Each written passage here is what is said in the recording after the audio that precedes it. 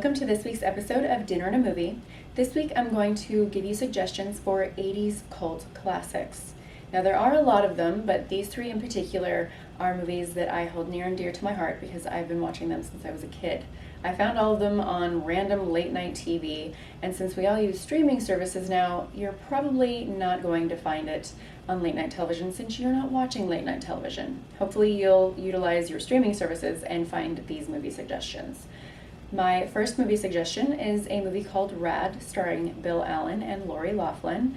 She probably sounds familiar because she was on Full House and most recently had a little bit of controversy with paying for her kids to get into college. Now the storyline has a little bit of controversy because it's about a kid named Court who loves BMX racing and wants to enter this cash prize contest that's going to be televised, but the promoter is a little shady.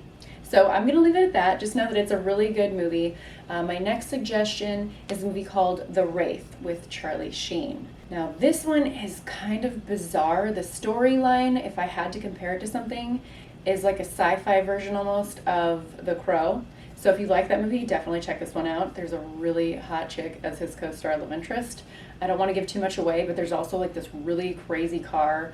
If I remember correctly, it was a collaboration between what was it? It was like Toyota and like Pontiac or something. It was like, or Dodge, maybe it was Dodge.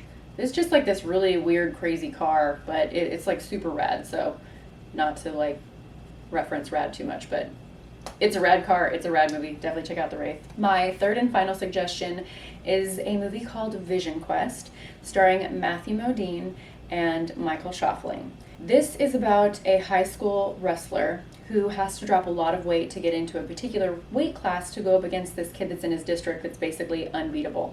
So there is a lot of, emotional turmoil that this kid's going through. He also has a love interest that's a bit older than him, and his friend, played by Michael Schaffling, has his own baggage of shit that he's got to deal with, and Michael Modine is like there for him while he's also trying to train for this like crazy meet. So there's a lot going on in this movie. I definitely recommend it though. I think that it's a great movie. All of these movies are great suggestions, so please be sure to check out Rad, The Wraith, and Vision Quest. Since I chose 80s cult classics as a theme for movies this evening, I figured I would kind of continue with the theme of a cult classic and create nachos. But not just any kind of nachos.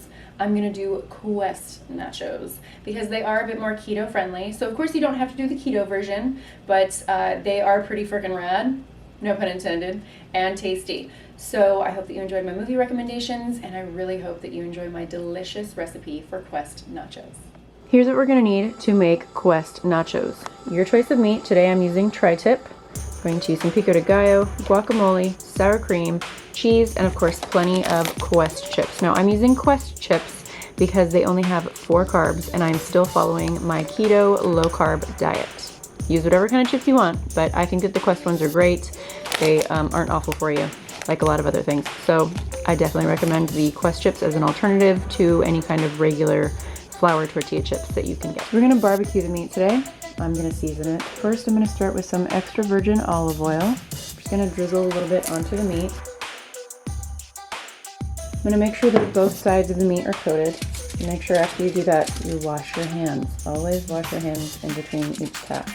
Next, we're gonna add the salt and pepper. Then I'm gonna put on a little onion powder, some garlic powder. I'm gonna finish it off with some smoked paprika because I feel like it gives it a more round flavor instead of just like spicy. There's like something else in there with it being smoky. Now we've seasoned one side, we're gonna flip this over and we're gonna season the other side.